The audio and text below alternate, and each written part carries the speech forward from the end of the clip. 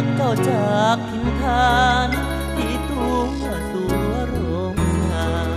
บอกให้รอให้วางคอยคำพักสัญญาด้วยปากกาใจปลายทางความฝันยาวไกลสองใจสิบ่จืดจางห่วงเจ้าเด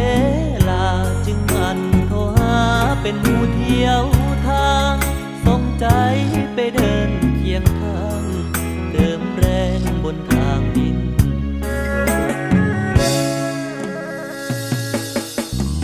ฟ้าโหมโยนห่วงคนผู้อยู่เมืองไกลย่านกระดาษหัวใจวันไหวเมื่อใกล้กันโดย่านป่าซีเมนต์ทั้งเจ้าไว้เดหน้ามนอ้ายโทรถามก็ร้องทำสัญญาหล่น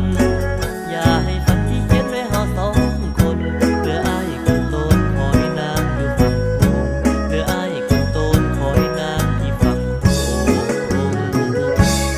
อย่าลืมนะสัญญาที่ให้กับใจสิคืนฟังโค้งเร็วไววันใดที่อายเอ่ยขอสวนยานาไรเป็นใจข้าดองของพ่อหลายฝันและวันที่รอสองเฮาเคียงข้างผ่านวัน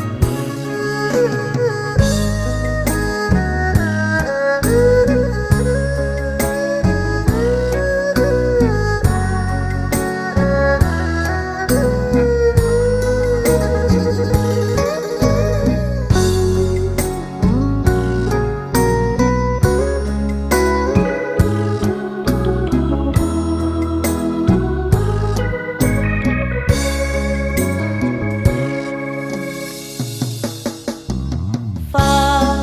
โหมโยนห่วงคนผู้อยู่เมืองไกลย่านกระดาษหั